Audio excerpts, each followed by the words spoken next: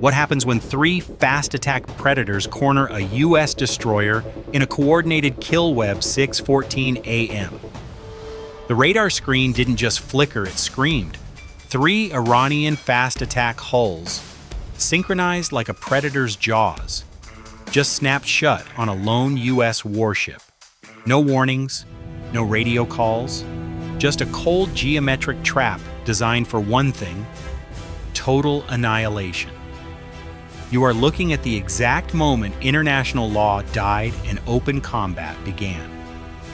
Stay tuned, because what happened next didn't just break the silence. It shattered the balance of power in the Persian Gulf forever.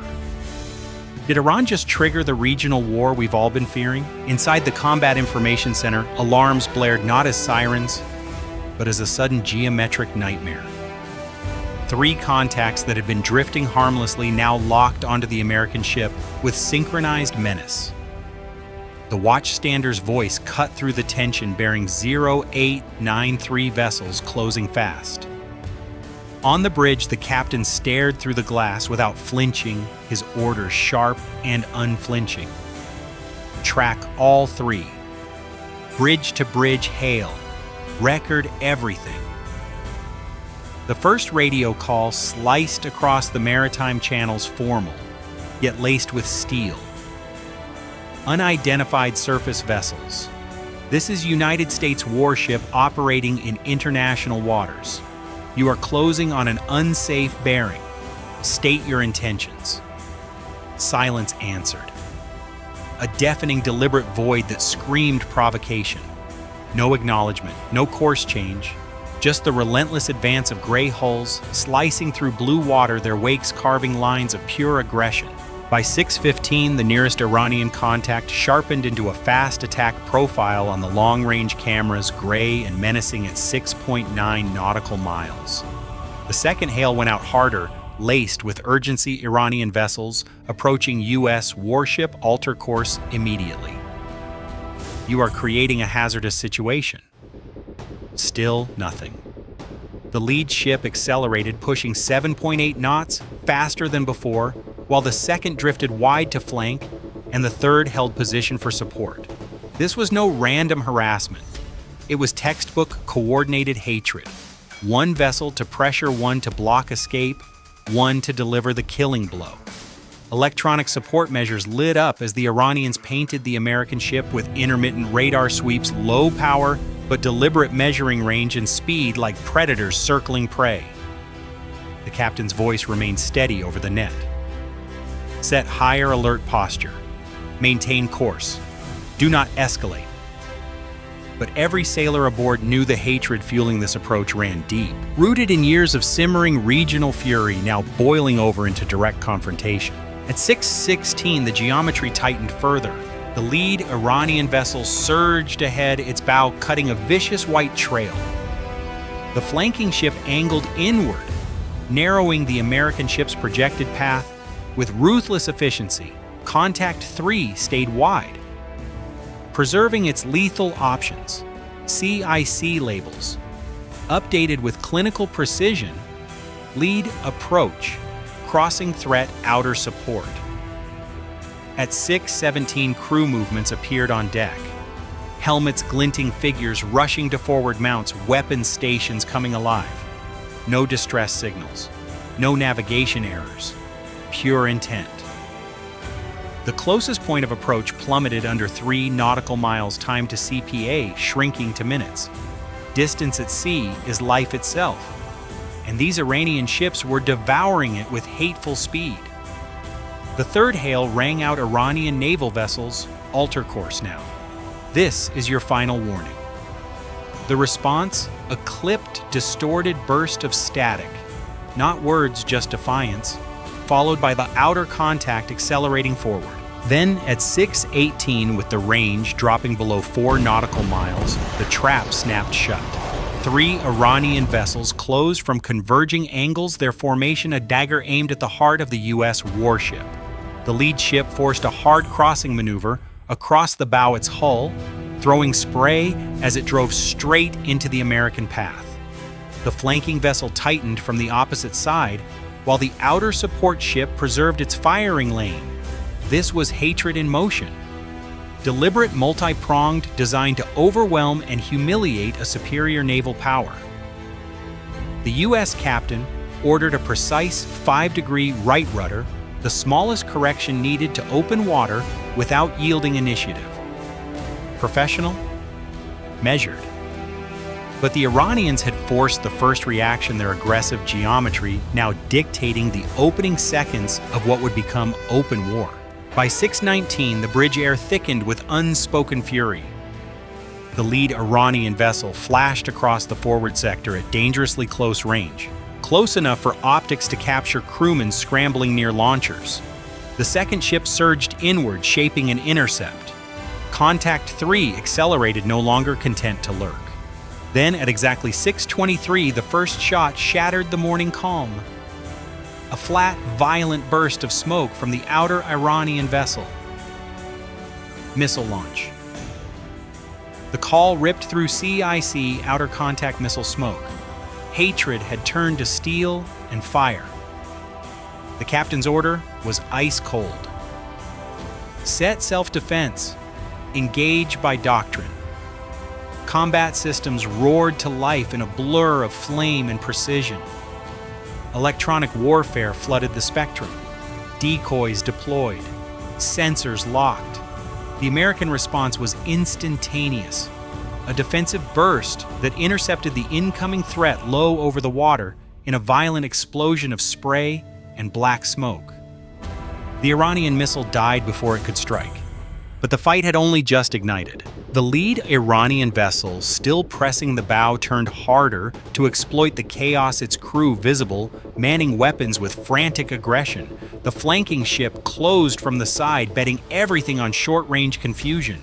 This was the moment the hatred peaked. 3 vessels against 1 numbers, and surprise meant to crush. But the U.S. warship answered with devastating discipline, its Aegis combat system now fully unleashed in a symphony of integrated sensors, fire control radars, and automated targeting that turned the chaotic sea into a calculated kill zone. The forward 5-inch gun thundered with mechanical precision, heavy rounds walking across the lead Iranian hull in sharp, perfectly spaced bursts that no human eye could match for speed or accuracy. Impacts flashed along the superstructure in brilliant orange explosions, tearing away debris and thick black smoke in ugly, spiraling plumes that choked the air and blinded the enemy's own optics. Contact 1 hit the Combat Information Center. Reported voice steady as steel, and the Iranian ship yawed wildly, its bow digging hard into the water, as speed bled away in a frantic, uncontrolled slide. Its once proud formation collapsed under the relentless American fire, men on deck vanishing amid the chaos of flying shrapnel and secondary detonations that ripped through exposed weapon stations. In those heart-stopping seconds, every sailor aboard the U.S. vessel and every viewer glued to the live feed could feel the raw power of Aegis at work. The system that had tracked all 3 threats simultaneously assigned priorities in milliseconds and delivered lethal force before the attackers could even register the counterpunch. At 6:25 local time, smoke now choked the sea between the combatants like a battlefield curtain. Yet the U.S. ship shifted fire with surgical logic that defied the fog of war. A crisp left rudder opened the angle just enough to unmask the full battery, while the guns hammered the nearest flanking threat rounds, striking the Iranian vessel square amidships in a jagged, devastating break that sheared away hull plating and sent flames licking skyward. Contact 2 check on. The report crackled and the enemy's aggressive surge dissolved into a desperate, smoking retreat. Then the outer ship, the patient killer that had lurked at range, its hatred calculated for maximum effect once the others had drawn first blood, swung boldly into a firing arc off the starboard quarter. It had held back, deliberately preserving its line of fire, but Aegis had never lost track. At 6:27, the 4th minute of this lightning-fast combat belonged entirely to that outer predator. Yet it was the American response that owned the moment. The outer vessel cut cleanly into position, its range opening slightly, while its line of fire looked momentarily deadly. The U.S. captain gave the order without a heartbeat of pause. "Take it." The American gun spoke again, rounds marching across open water with relentless computer-guided accuracy that no manual system could replicate. Hits bit deep into the forward third of the Iranian hull, blooming into massive clouds of smoke and fire that lit the morning sky like a warning flare visible for miles. Contact 3 hit. Its bow wobbled violently, the wake shortening as speed bled away in a telltale death spiral. Yet the enemy fought on with desperate, futile attempts to return fire, their launchers swinging wildly as secondary explosions rocked the deck. The second Iranian vessel made one final suicidal surge at 6:28, turning inward with reckless speed in a last bid to close the kill zone before its entire formation disintegrated. Contact 2. Reapproaching fast, the call rang out. But the U.S. response was utterly merciless. Guns realigned in seamless Aegis coordination bursts, tearing across the enemy's waterline and center section with such concentrated violence that the Iranian ship sheared off in a hard, uneven turn, midship damage visible in jagged tears that poured smoke and debris into the sea. Its aggression lay shattered, the coordinated hatred reduced to a smoking wreck clawing for survival. By 6:29, the last intact vessel gambled everything in one final inward cut, trying desperately to force a collision or a last-second desperate shot. It was no longer coordinated hatred. It was raw panic, the kind that seizes a force when it realizes it has walked straight into a superior system's killing field. The American gun delivered the cleanest strike, yet rounds erupting high off the bow and along the forward deck in a blinding cascade that stripped away any remaining courage. The Iranian vessel veered away hard, its stern digging deep as it clawed desperately for open water, the once tight formation now a scattered trio of burning, limping targets. At 6:31, the sea had transformed into a graveyard of broken wakes and drifting plumes, a battlefield where the superiority of American naval technology stood undeniable.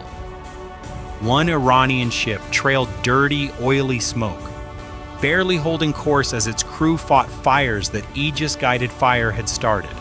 Another limped away on a ragged, uneven line, its hull scarred and listing. The third, once the patient hunter waiting for the perfect shot, dropped astern with visible deck scars glowing against the bright water.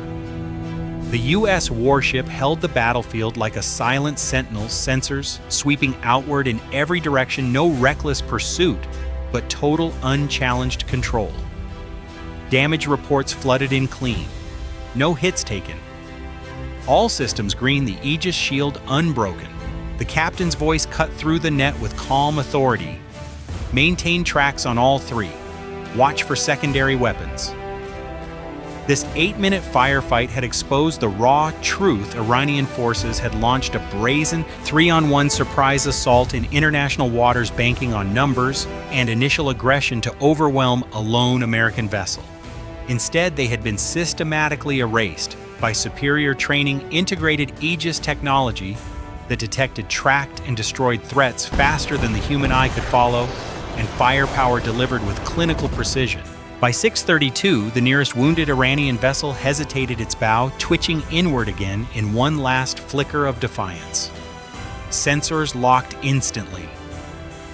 The U.S. warship fired a precise warning burst ahead of its new angle, close enough to sear the message into the hull. The Iranian ship swung back out hard, fully withdrawing. Contact 2 now fully braking. At 6:33, the 3 enemy vessels scattered as separate survival problems, smoke trails stretching across the horizon like accusations. One vented heavy plumes forward, another fled fastest, but scarred the third, slowed and burning. No chase, just disciplined dominance. The American crew verified every sector, rechecked magazines, and transitioned from engagement to control, with the same calm professionalism that had won the fight. At 6:34, the battle was over. The Iranian formation that had come hunting with numbers and hatred left in ruins. Their lead attacker, crippled flankers driven off outer support, neutralized at range. 8 minutes earlier, they had shaped the water with aggression. The coordinated trap unraveled in real time under those precise counterstrikes, leaving all three aggressors damaged, fleeing, and humiliated. Imagine standing on that bridge as the guns thundered and the Aegis display painted every enemy move in glowing red symbology. The heart-pounding certainty that one ship, one crew, and one world-class combat system had just rewritten the rules of engagement in 8 minutes flat. This was not luck. This was Aegis unleashed, turning a calculated ambush into a masterclass in naval dominance. The hatred that drove the Iranian attack had met the unmatched professionalism of the United States Navy, and the result was etched forever in smoke across the water. How does a single warship erase three determined attackers so completely, so quickly? The answer lies in the fusion of cutting-edge radar arrays, automated fire control, and sailors trained to perfection. A combination that no aggressor can match when the moment of truth arrives.